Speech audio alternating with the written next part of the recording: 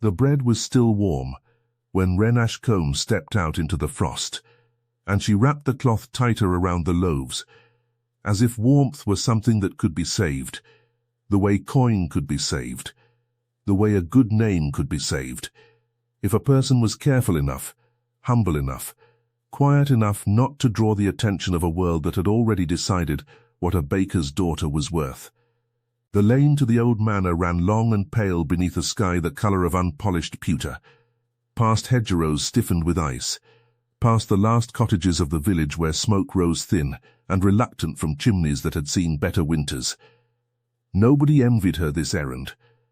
The other girls in the village crossed themselves, half in jest and half not, whenever Ashworth Hall was mentioned. Because for 6 years the gates had stood shut, the windows dark, and the great house had settled into that particular kind of silence that makes people invent stories to fill it. They said the family had died out.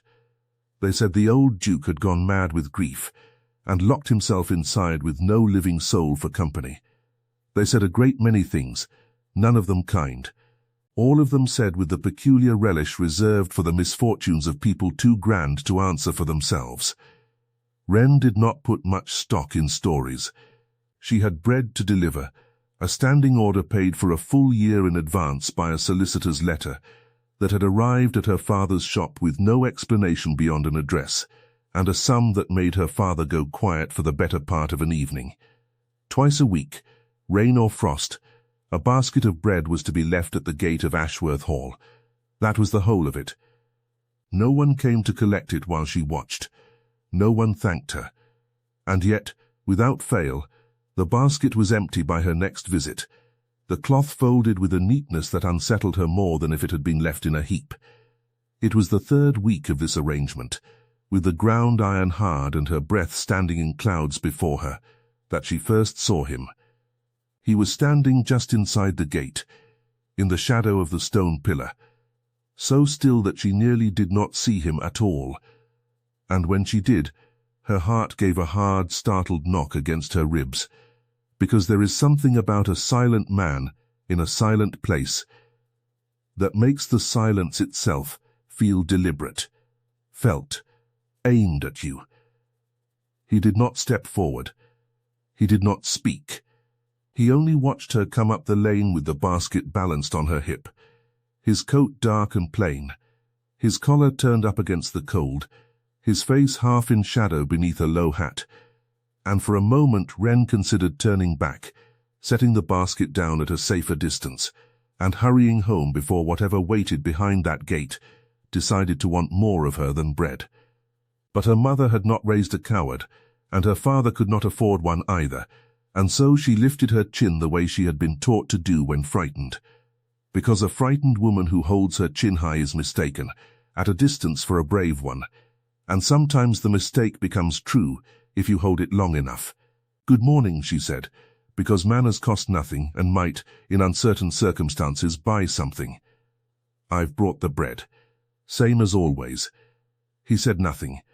He watched her the way a man watches weather, assessing, unreadable, and for one uncomfortable moment she thought he might simply let her stand there in the cold until she gave up, and left.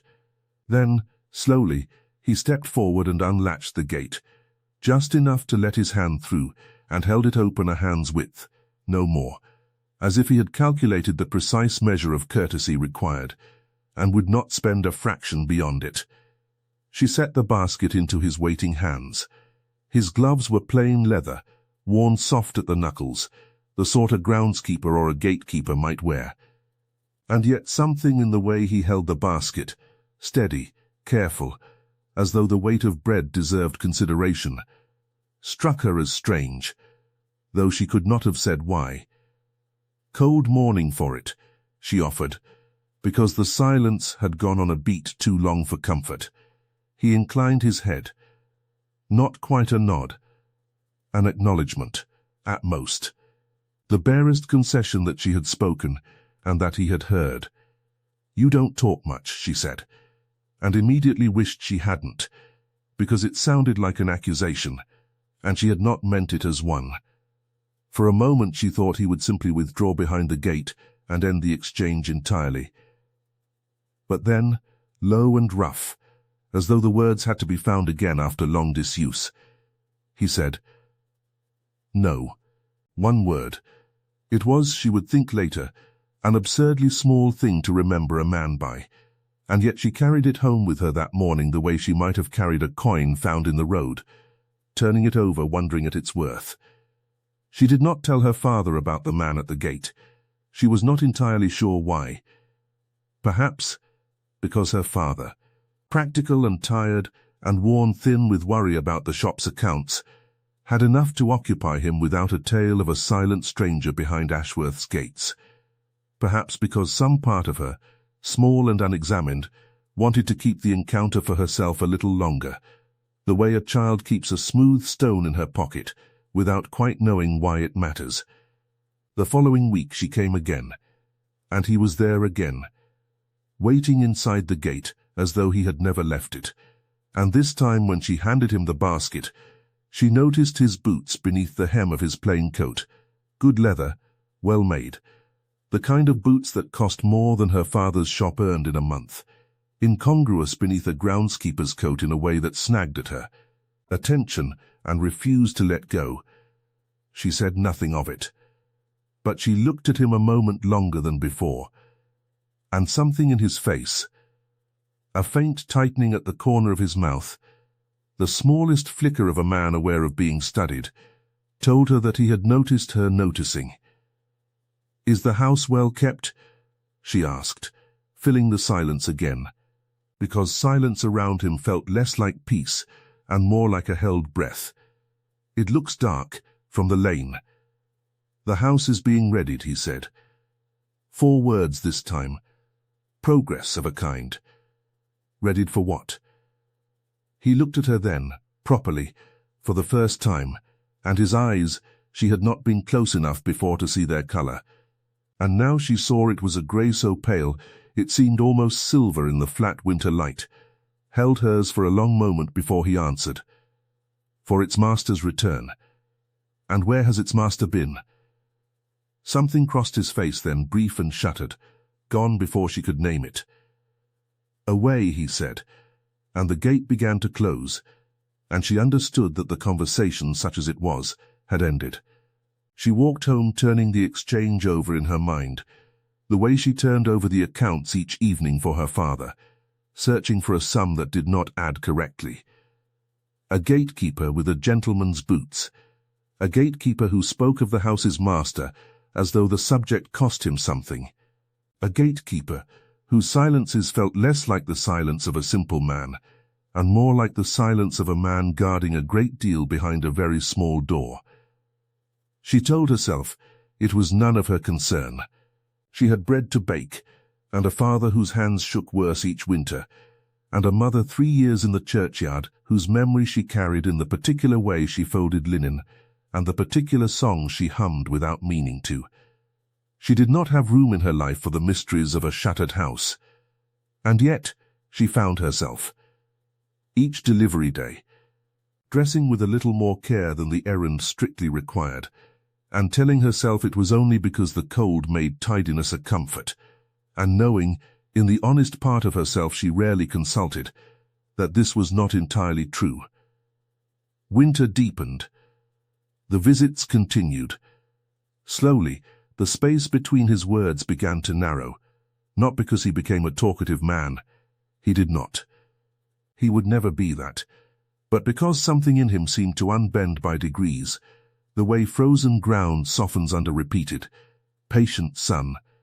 One week the crust of him a little less hard than the week before. She learned in fragments that he had travelled, that he did not care for the noise of London, though he did not say why, that he read a great deal, which she guessed from the ink permanently ghosted into the side of his right hand, a groundskeeper's hands not commonly stained that way. She learned that when she made him laugh, and she did, eventually, manage it, with a dry observation about the vicar's sermon on humility being twice as long as any sermon on charity, his laugh was startled out of him, as if it were an instrument gone unused so long he'd forgotten the sound it made, and that once it escaped him, Something in his whole bearing eased, and he looked, for just a moment, like a much younger man than his composed face suggested.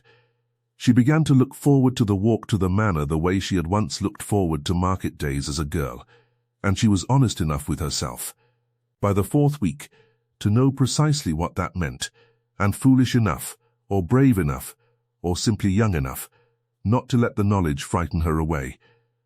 It was on a bitter afternoon in the 5th week, with sleet slicing sideways across the lane and her shawl soaked through by the time she reached the gate, that she found him waiting not just inside it but outside, in the open lane, as though he had been watching for her longer than propriety strictly allowed. "You shouldn't be out in this," he said, and there was something almost sharp in it, an edge of concern too raw to be mistaken for mere politeness.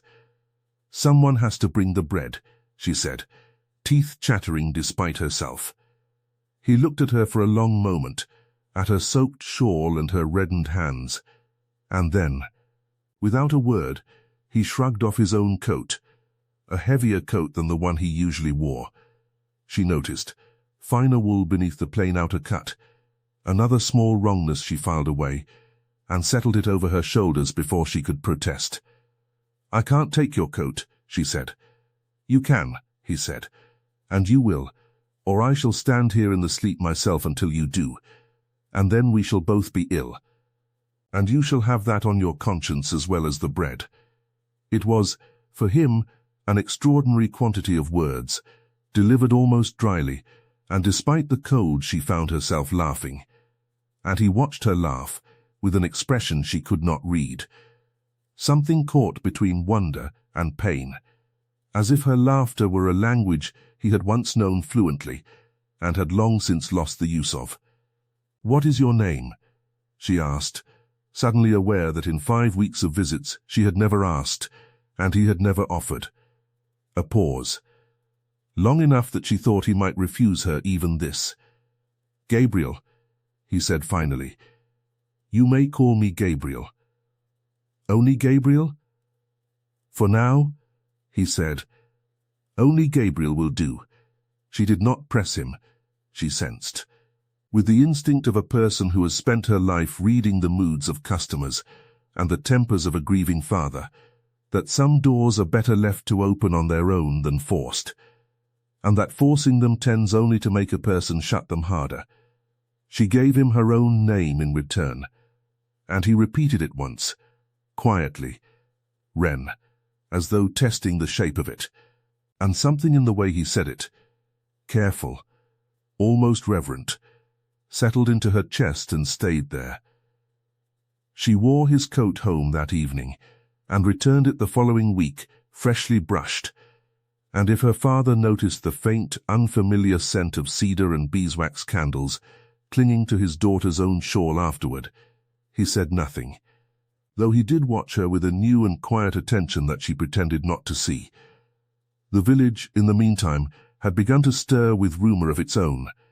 A wagon of new furnishings had come up the London road and turned toward Ashworth Hall. A cook and 2 housemaids had arrived from the city, engaged, it was said, for a full staff to be assembled by spring. The blacksmith had been asked to repair the great iron gates properly, not merely patch them, and had come away from the job muttering that whoever had commissioned the work had an eye for detail that suggested money enough to indulge it. "They say the Duke means to return in truth this time," said Mrs. Holloway, the miller's wife, over the counter of the bakery one morning, lowering her voice as though the Duke himself might be listening from behind the flour sacks.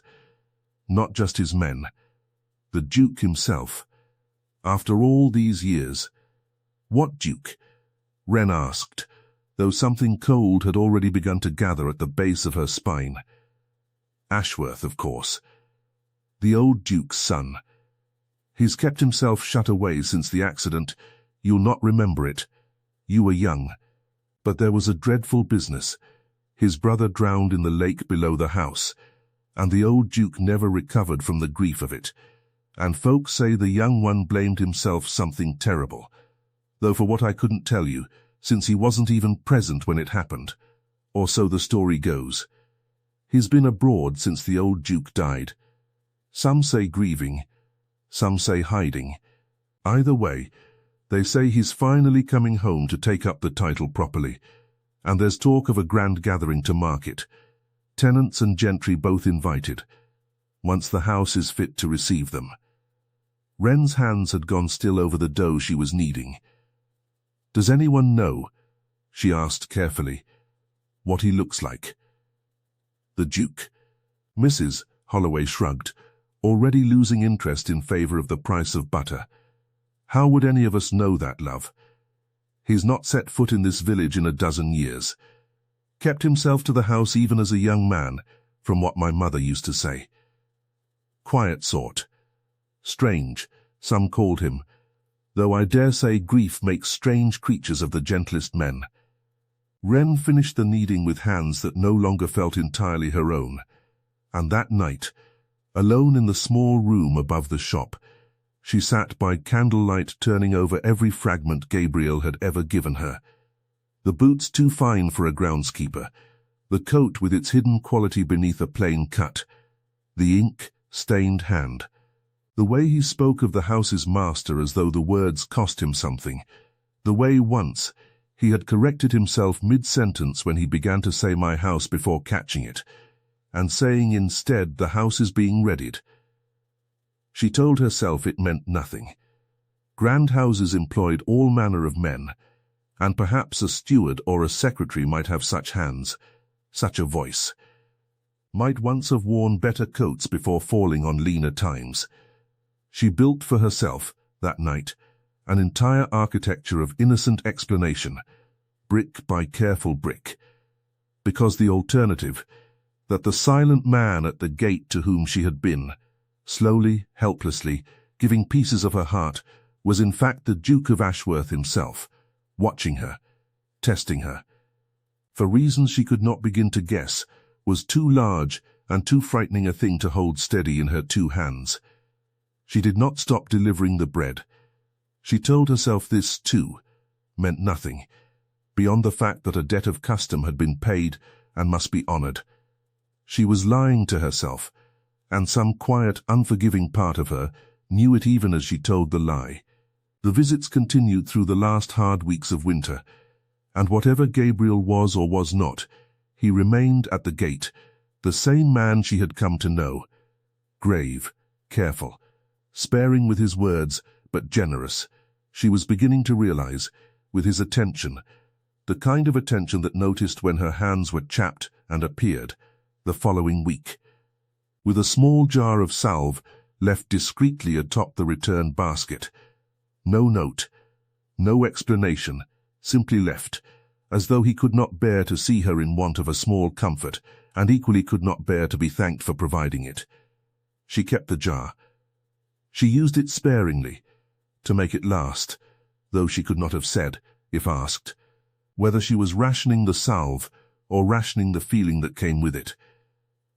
There came, too, a week in late winter when the roads froze so hard that the miller's cart overturned on the rise above the village, spilling its sacks into the ditch, and half the parish turned out in the bitter cold to help right it before the flour spoiled entirely in the wet.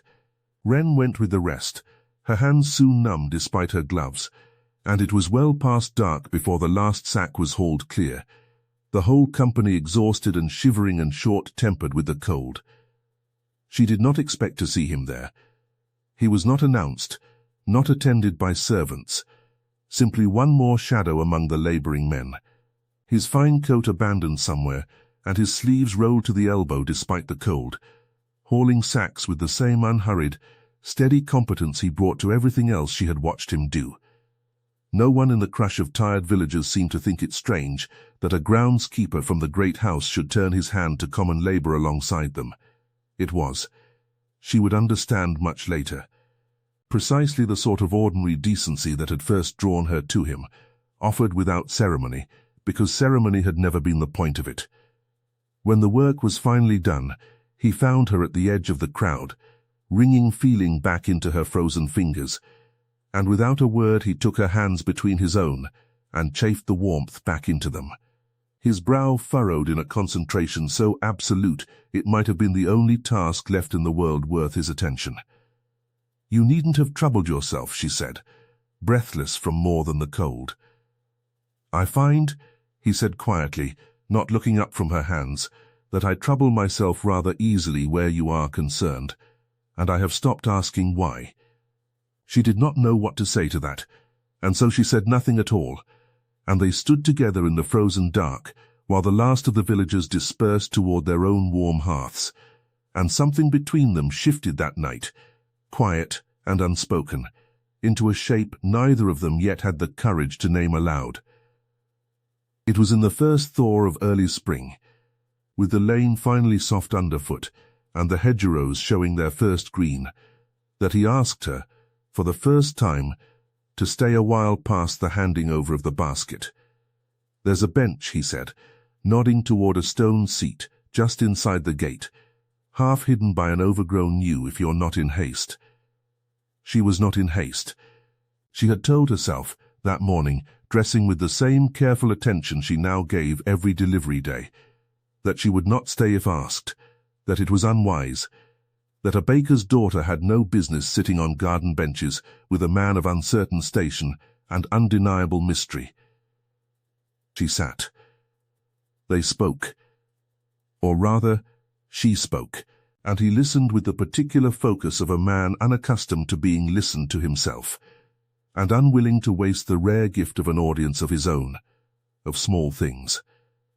Her mother, 3 years gone, and the particular ache of baking bread in a kitchen that still smelled, faintly and stubbornly, of her mother's rosewater, her father's hands, which shook worse in the cold, and her private fear that within a few years the shop would need hands younger and steadier than either of theirs, and she did not know what would become of them then. The recipe her grandmother had taught her, a bread dense with walnuts and honey that she made only at Christmas, because the walnuts were dear, and the memory of making it with her grandmother's hands over her own was dearer still. He listened to all of it as though it were a treasure being handed to him piece by piece, and when at last she asked, gently, "And what of you? What is your story, Gabriel, who will only be Gabriel?" His face closed, not unkindly, but completely, like a door drawn shut against a wind he did not wish to let inside. "My story," he said slowly, "is not yet mine to give away. That is a strange thing to say about one's own story." "Not so strange," he said, "if the story is bound up with other lives besides your own. A man in my position does not always have the luxury of speaking freely." "Your position," she repeated. "What is your position, precisely, Gabriel?" He looked at her for a long moment, and something in his silver eyes seemed almost to plead with her, for patience, for trust, for a forbearance she did not yet understand she was being asked to extend. "Complicated," he said at last. "Give me time, Wren, I will tell you everything. Only, not yet. Please."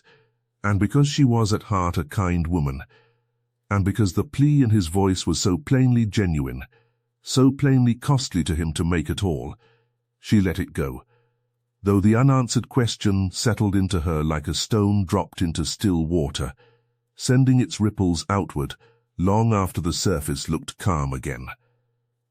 Spring advanced. The great gathering that Mrs. Halloway had spoken of took firmer shape in village gossip, a grand reception to be held at Ashworth Hall itself, tenants and local gentry alike invited to mark the young Duke's formal return and assumption of the title, a date fixed for the 3rd week of May, invitations already promised to be sent round to every farmhouse and shop in the parish, for the old Duke, whatever his griefs, had always held that a landlord owed his tenants more than rent collection, and it was said his son, however strange and solitary, held to the same principle. Wren received her own invitation with something close to dread, delivered by a liveried footman she had never seen before to the door of her father's shop, a heavy card with the Ashworth crest embossed in gold, inviting Mr.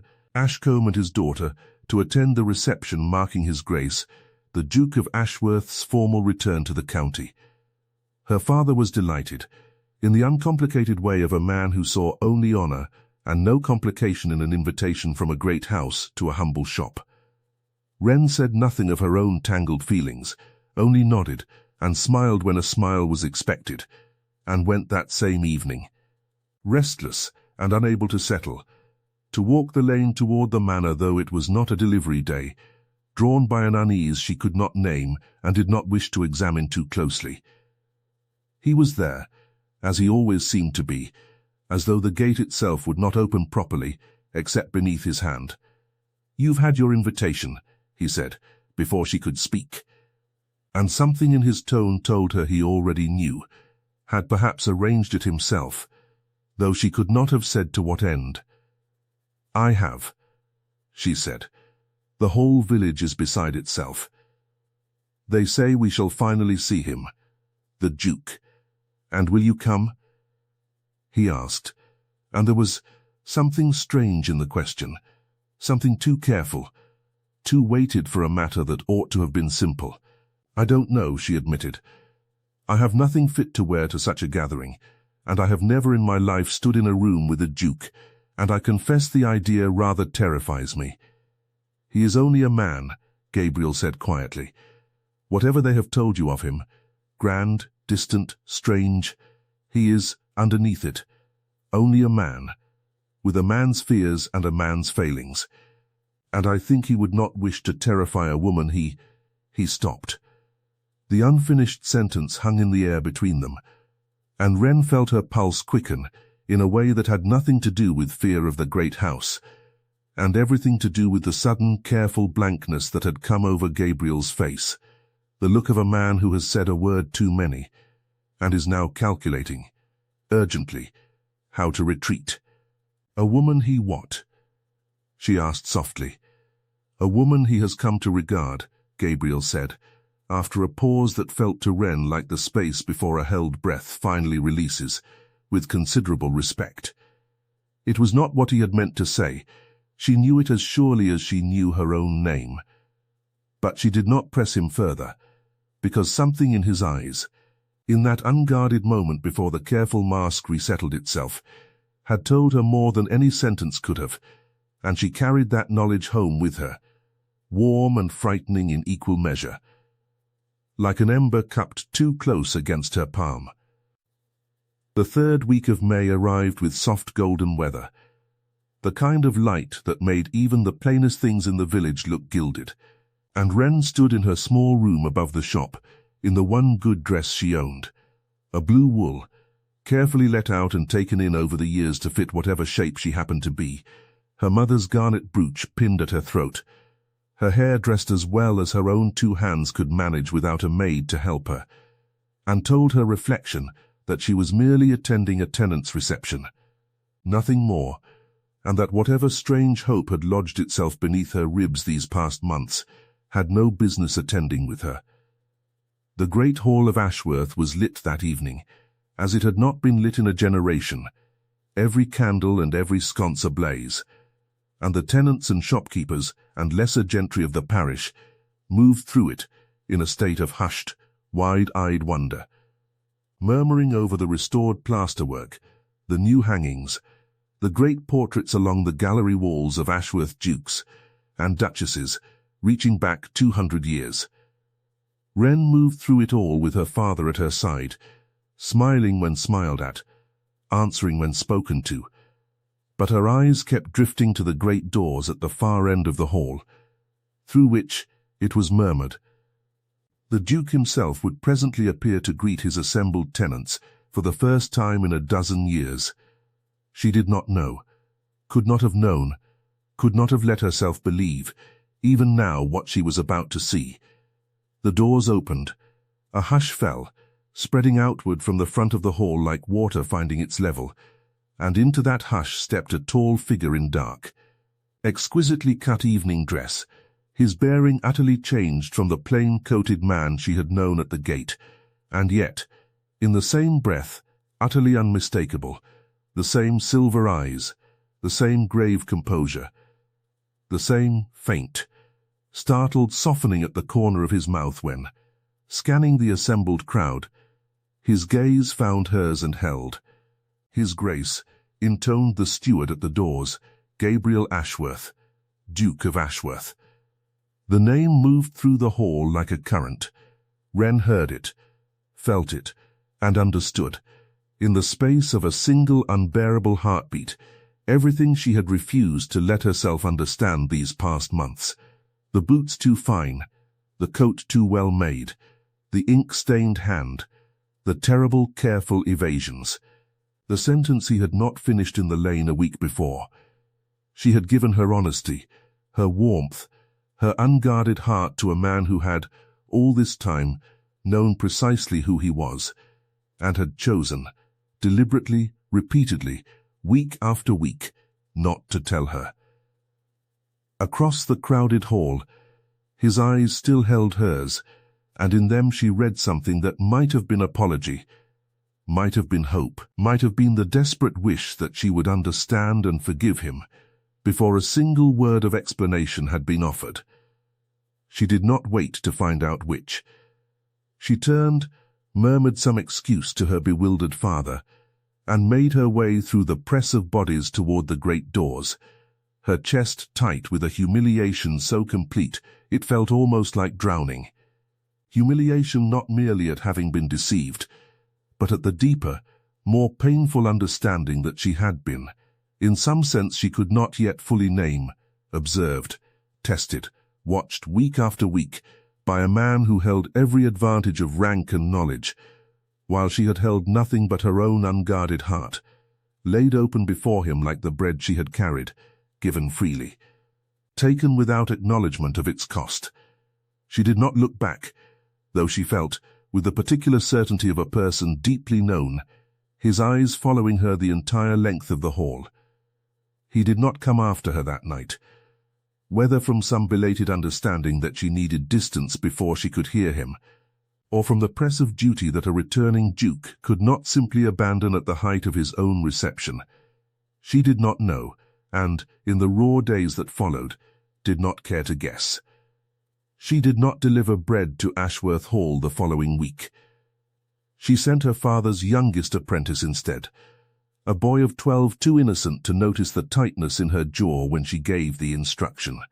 And she told herself the arrangement would continue this way indefinitely, that she had no further business at those gates, that whatever had grown between her and the silent man who was not silent at all, who had simply chosen his silences with the precision of a man accustomed to concealing far larger things than his name, was finished, cauterized, closed. It was not so easily closed as she wished. A letter arrived 3 days later, delivered not by a footman but, the boy reported wide-eyed, by the Duke himself on horseback, who had asked only that it be placed directly into Miss Ashcombe's hand, and no one else's. She almost did not open it. She sat with it unopened on the small table in her room for the better part of an evening, turning it over, watching the candlelight catch the heavy seal, and told herself that dignity required she return it unread. But dignity, she was discovering, was a harder thing to practice than to admire, and near midnight, with her father long asleep and the shop below silent, she broke the seal. The letter was not long. It did not attempt excuse, and this more than anything else it contained was what finally undid the wall she had built around her anger. I will not ask you to forgive what I have not yet properly confessed, and I will not insult you by pretending the confession is a small thing. I came to this county in the guise of a groundskeeper, because I could not bear, after 12 years away, to be received again as the Duke, before I understood what remained, in this place, of the man beneath the title. My brother died in the lake below this house when I was 21, and though I was in London and no fault of law or fact could be laid at my door, I have carried, every day since, the private conviction that a better brother, a more watchful one, might have prevented it. My father never recovered from the loss, and in his grief he made plain, more than once, that he wished it had been the elder son the lake had taken instead of the younger. I left for the continent within the year, and did not return until his death called me back to a title I did not want, and a house I could not enter without hearing. In every empty room, the accusations he never troubled to soften for my sake. I did not disguise myself to deceive you, Wren, though I understand entirely why deception is what you felt, and why you are owed every measure of the anger you are, I hope, allowing yourself. I disguised myself because I no longer knew whether anything a man could feel for me was for the man or merely for the title, and I could not, after my father, bear to build another attachment on ground I could not trust. You gave me weeks of honesty before you knew what I was. You gave me your grandmother's recipe, and your mother's rosewater, and your fear for your father's shaking hands. And you gave all of it to a groundskeeper, because you believed that was what I was. And I let you believe it long after I should have told you the truth. Because I was a coward, and because I dreaded, more than I have ever dreaded anything, the moment your warmth toward me might curdle into the same calculation I have watched in every other face since my father died. It has curdled regardless, and justly so, and I do not write to ask you to unfeel what I have made you feel. I write only to tell you that everything I said to you at that gate, every word, every silence, every hour I found some pretext to prolong past what duty required, was true. It was true before you knew my name, and it remains true now that you do. If that truth means nothing to you any longer, I will not trouble you again. But I did not think it right that you should carry this anger without at least understanding its full shape. Yours, whatever you decide to call me now, G. She read the letter 3 times before she set it down, and she did not sleep that night, not from anger alone, but from the exhausting, unwelcome work of trying to hold 2 true things in her 2 hands at once: that she had been wronged, deceived, made to feel a fool before half the parish, and that the letter in her lap, written in a hand she now recognized as the same hand that had left salve for her chapped fingers, without ever asking thanks, rang with a grief and a loneliness too raw to be performance. She did not answer it, not that week, nor the next. Ashworth Hall's affairs, meanwhile, did not pause for her wounded feelings, and the village buzzed with fresh gossip within the fortnight. The Duke's aunt, the Dowager Lady Fenwick, had arrived to take up residence and oversee the household, and with her, it was whispered, had come renewed talk of a suitable match for the young Duke, a Miss Caroline Vane, daughter of an earl, whose family estate bordered Ashworth's own, and whose fortune, connections, and unimpeachable birth made her, by every measure society was prepared to count, the obvious choice for a man of his rank. Wren told herself this news changed nothing, since she had already determined the matter closed. She told herself this with such frequency, in fact, that she began to suspect the telling was doing rather more work than the believing. It was her father, unexpectedly, who broke through her careful composure. "You've not been yourself," he said one evening, over a supper she had barely touched, his shaking hand steady enough, that night, to reach across the table and cover her own. "Since the reception. I'm not a clever man, Wren, but I've watched you your whole life, and I know grief when it's sitting across from me wearing my daughter's face." "It's nothing, Papa. It's the Duke," he said not unkindly, and when her eyes flew to his in alarm, he only shook his head. "I'm old, not blind. You've walked that lane near every week for months, with a lightness in your step I hadn't seen since your mother died. And since that reception you've walked it with youngest Tom's basket instead of your own 2 hands, and you flinch every time his name is spoken in the shop. I don't need to be told the particulars to see the shape of the thing. He lied to me," she said, and the words, once loosed, came fast and raw. "For months, Papa, he let me believe him a groundskeeper. He let me tell him things I've never told another living soul, and all the while he was testing me, weighing me, deciding whether I was worth the trouble of his honesty. And I was a fool, I was such a fool, and the whole parish saw me be a fool at that reception. And I cannot. Did he lie to hurt you? Her father asked quietly. Or did he lie because he was afraid? She had no ready answer for that. I buried your mother 9 years ago, he said, and I have watched men come through this shop in the years since. Decent men, some of them, who might have made you a good match, and I have watched you turn every one of them gently away. And I never once asked you why, because I trusted you knew your own heart better than I could tell you. I am only asking now that you extend the man at that gate the same courtesy you have always extended everyone else, the chance to be more than the worst thing he has done. She sat with her father's words for many days after, turning them over the way she had once turned over the mystery of Gabriel's fine boots beneath his plain coat, and slowly, unwillingly, a kind of clarity began to settle beneath the anger, not replacing it, but sitting alongside it, the way grief and love had always sat alongside each other in her small, quiet life since her mother's death. She did not go back to the gate, but she began, at last, to write. Her first letter was short, almost curt, and she nearly did not send it. I have read what you wrote. I do not yet forgive it, but I find I cannot pretend it did not move me, and I think that troubles me more than the deception itself. His answer came within a day, brief in turn, as though he had understood instinctively that anything longer would feel, to a woman still raw with hurt, like a man attempting to argue his way back into her good opinion, rather than earn it. I would rather earn your forgiveness slowly and honestly, than be given it quickly and falsely. I will wait as long as it takes, and I will trouble you no further than these letters, until you tell me otherwise. And so began, through the early days of summer, a correspondence that felt, to Wren, like a strange echo of the gate itself. Brief exchanges, careful words, trust rebuilt not in grand declarations but in small, repeated honesties, the very thing that had drawn her to him in the first place, except now conducted with the full and terrible knowledge of exactly who he was.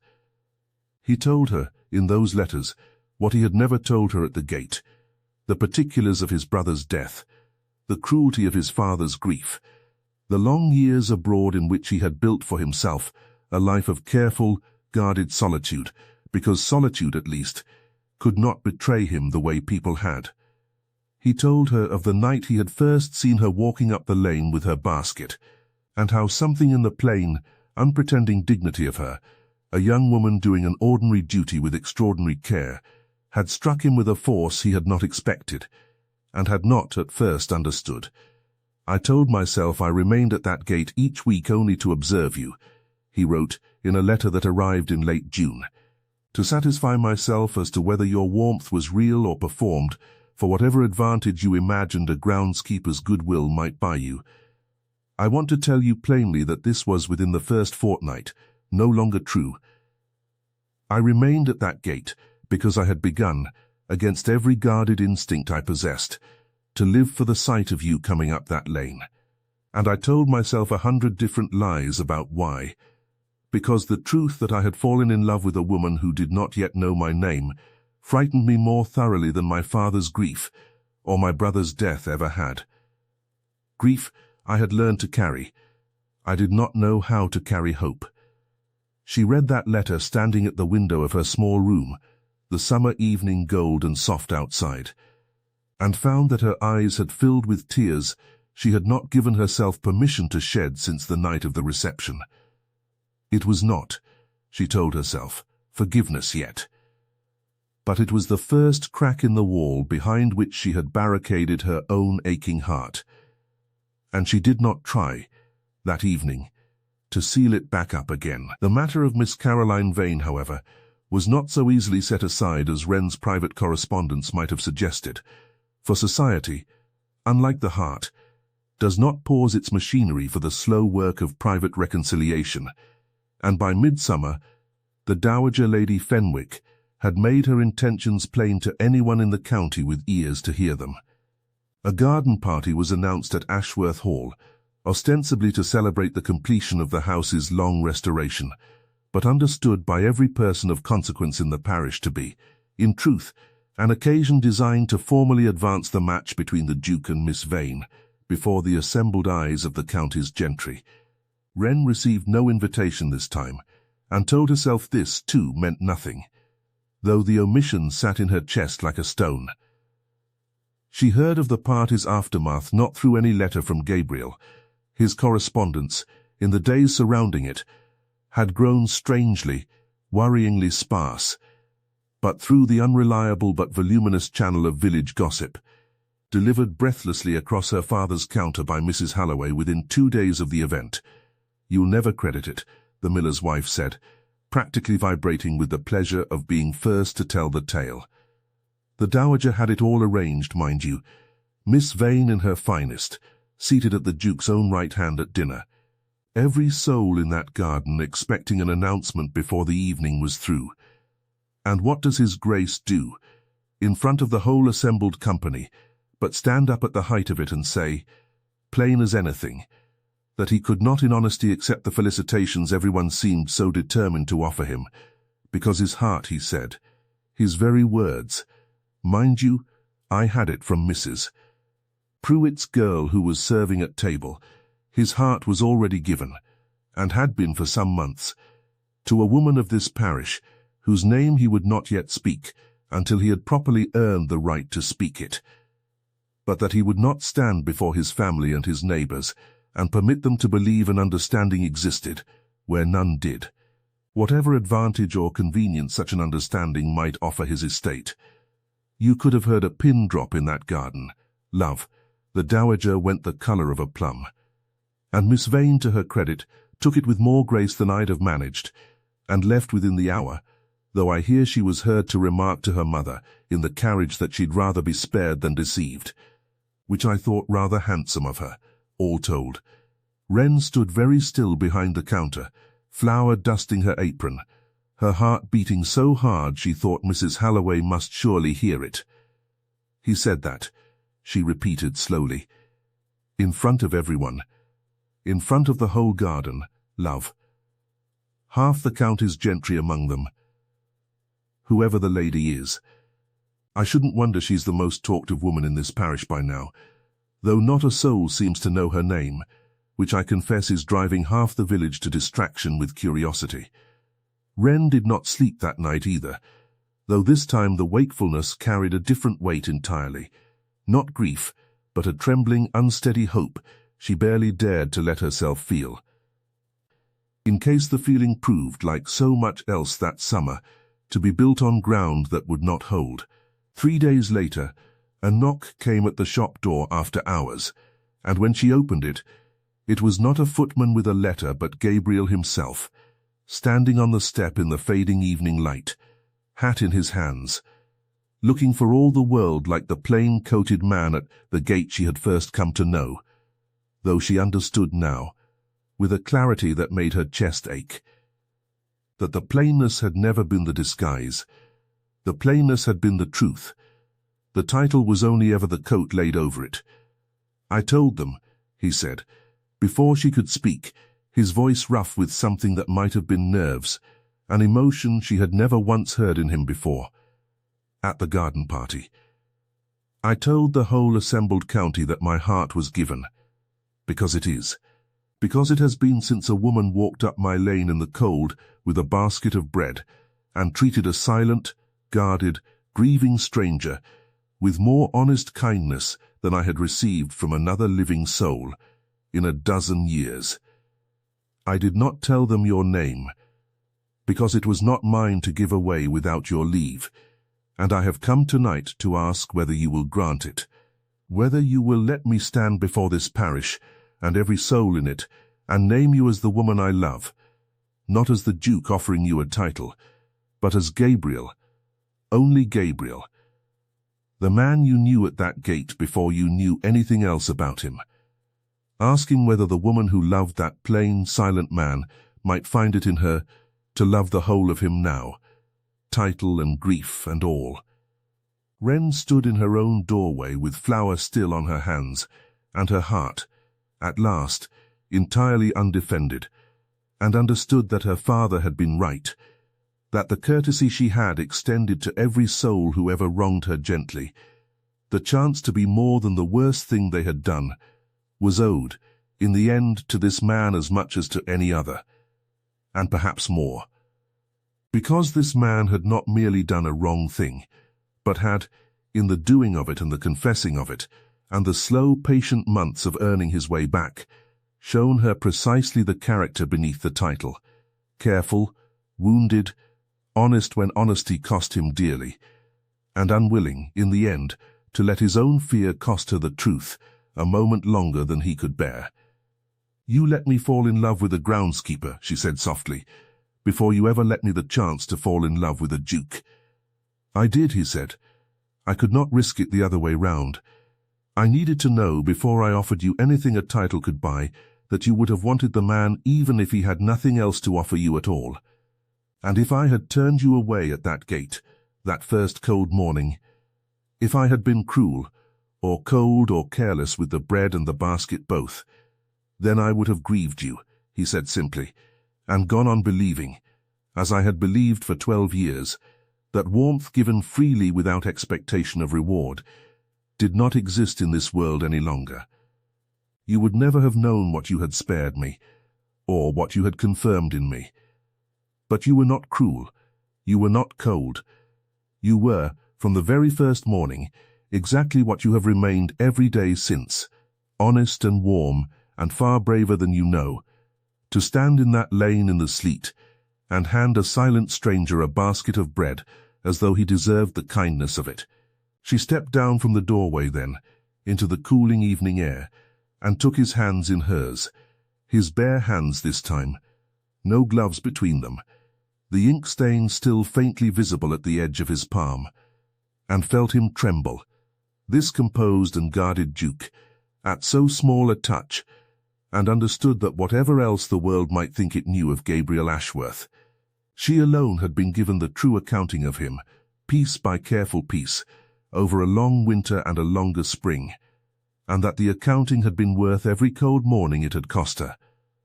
"I forgive you," she said, "not because you have earned an easy forgiveness, you have not, and I do not think you would wish me to pretend otherwise, but because I have watched you spend these past months earning a difficult one, letter by letter, and I find I would rather build the rest of my life on ground that has been tested and held than on ground that only looked steady because it had never been asked to bear any weight at all." He did not embrace her then, not immediately. He only stood in the fading light with her hands in his, and said, low and unsteady, "Then let me ask you properly, Wren Ashcombe, with no gate between us this time, and no name withheld, will you marry me?" "Not the Duke of Ashworth. Only Gabriel, the man you already know." "I will marry Gabriel," she said, "on the condition that he understands he is also, whether he likes it or not, marrying the Duke's responsibilities along with his own heart, and that I intend to hold him to every one of them, tenants and ledgers and draughty halls included."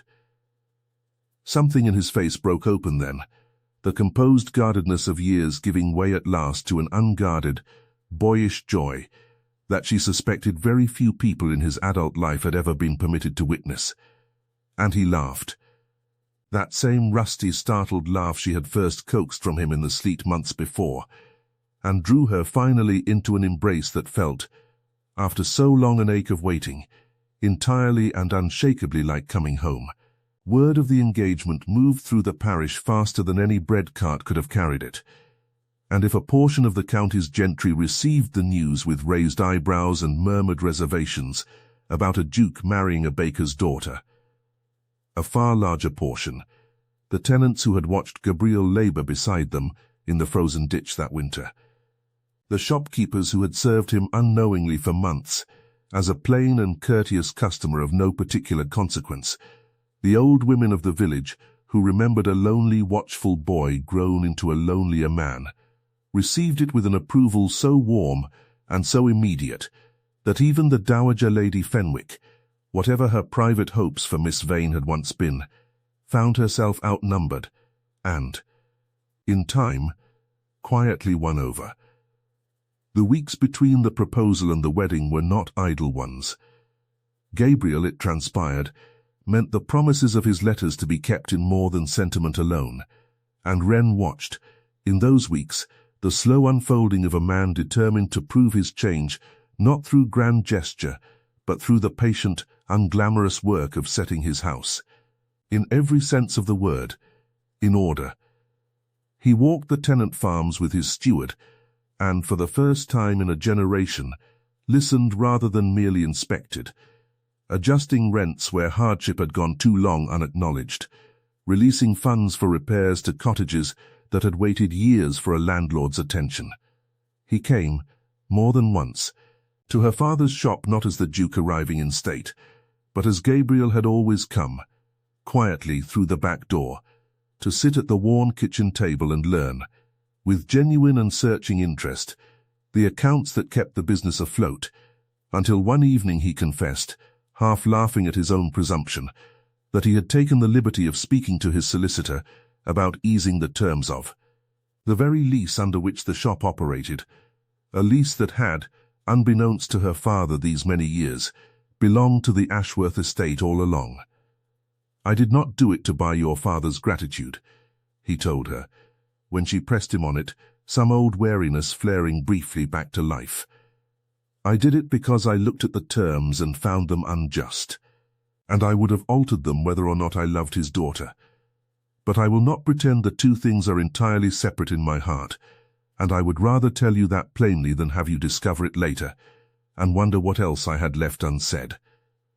It was, she thought, precisely the kind of honesty she had once feared she would never fully have from him, offered now not because circumstance forced it, but because he had chosen, deliberately and repeatedly, to make honesty a habit rather than an exception, and it was this, more than the title, more than the great house, more than the fine coats he still wore, she noticed, with a certain self-conscious discomfort, as though they never quite fit him the way his plainer clothes once had. That finally convinced her the man she had first met at that gate had not been a performance staged for her benefit, but the truest version of himself he knew how to be, and that the Duke was in the end merely the coat laid over it.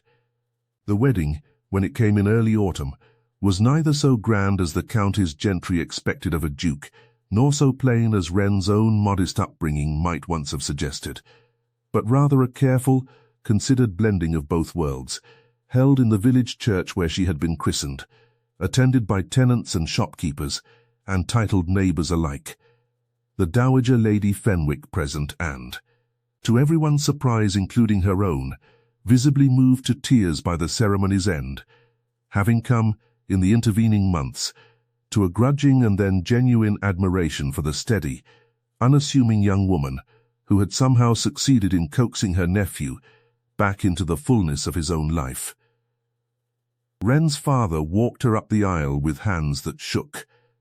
That day, not from age alone but from an old man's overflowing pride, and Gabriel stood waiting at the altar, not in the fine dark evening dress of a duke's formal portrait, but, at Wren's own quiet request, in a coat of plain, good cut, nothing showy about it, the sort of coat a man might wear to stand at a gate in the cold, and wait, faithfully, for someone he had come to love.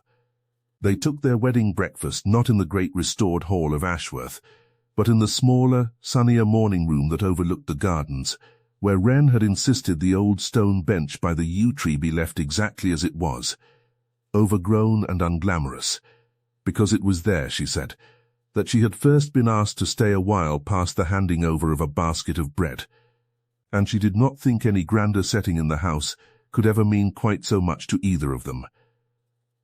In the years that followed, the tenants and shopkeepers of the parish grew accustomed to seeing the young Duchess of Ashworth walk the village lanes herself, often with a basket over her arm, delivering bread not from any remaining necessity, but from a stubborn, tender habit she refused to relinquish even after every practical reason for it had long since fallen away, because some rituals, she had come to understand, are not about necessity at all, but about remembering, deliberately and gratefully, the precise shape of the mercy that first let love find its footing.